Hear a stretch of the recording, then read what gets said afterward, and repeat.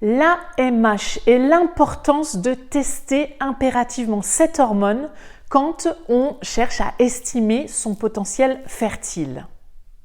Bonjour, je suis Estelle du blog mamannature.fr et aujourd'hui, le sujet du jour, ça va être de parler de cette fameuse hormone anti-mullérienne sous l'acronyme AMH. Donc cette hormone, à quoi sert-elle en fait?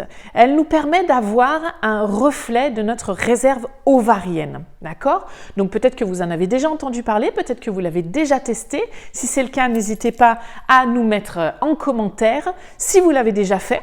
Et si oui, quel est votre plus récent dosage?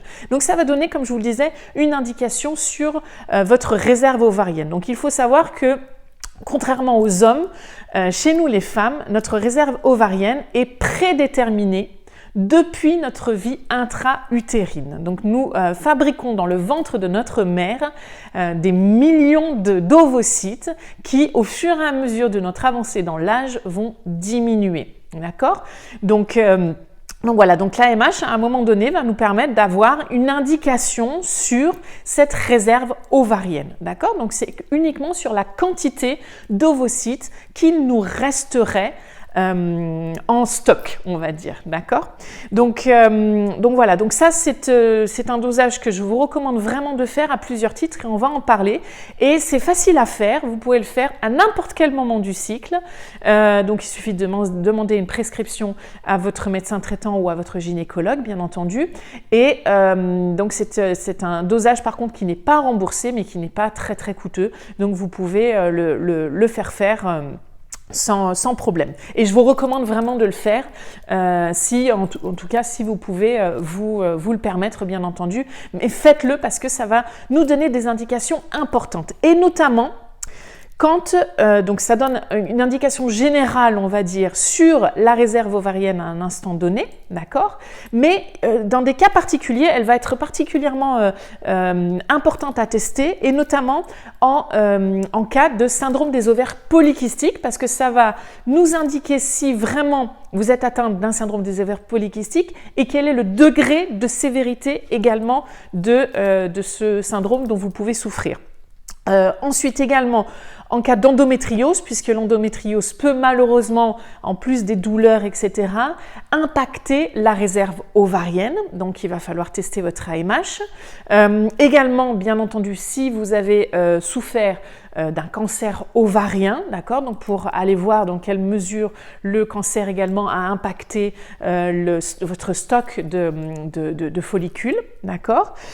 Si vous avez eu des blessures ou des traumatismes au niveau pelvien, d'accord, donc parce que ça aussi, vos ovaires ont pu être affectés par ces traumas-là, donc on va aller également tester l'AMH pour voir si, oui ou non, votre réserve ovarienne a été touchée par les traumatismes que vous avez pu subir.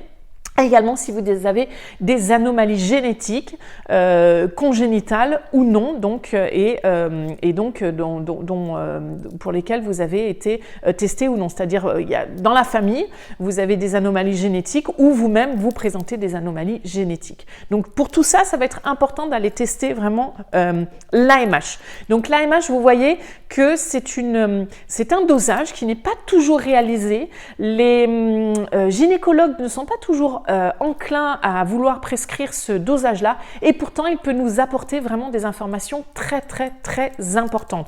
Donc s'il y a une hormone que vous devez tester en priorité, j'ai envie de vous dire, pour avoir un reflet pour l'instant de votre potentiel fertile, ça va être cette hormone-là. Bien entendu, si vous pouvez avoir un panel complet, c'est bien mieux, encore mieux, mais si vous ne devez en tester qu'une, c'est celle-ci pour savoir dans quelle mesure voilà, votre réserve ovarienne a été impactée ou non.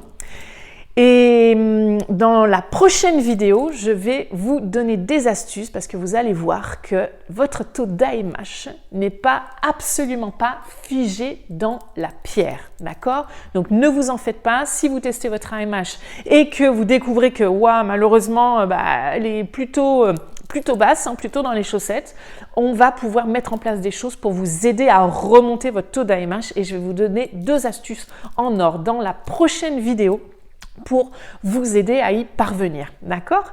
Donc voilà pour les infos du jour, ça me semblait important de vous partager ça. Donc n'hésitez pas, donc encore une fois, à nous laisser votre taux d'AMH en commentaire, si vous l'avez déjà testé ou pas, si vous hésitiez ou non, et quel est votre taux. N'hésitez pas à partager massivement cette vidéo aussi, je sais que ça peut en aider plus d'entre une parmi vous, d'accord? Plus d'une, pardon, parmi vous. Si vous n'avez pas déjà téléchargé votre guide fertile, pensez-y, il est juste en dessous de la vidéo et il vous attend pour vous délivrer des astuces également très importantes pour vous aider vraiment à vous accompagner au plus près pour que vous puissiez enfin réaliser votre rêve de fonder ou agrandir votre famille. Je vous remercie pour votre écoute et je vous dis à très très bientôt.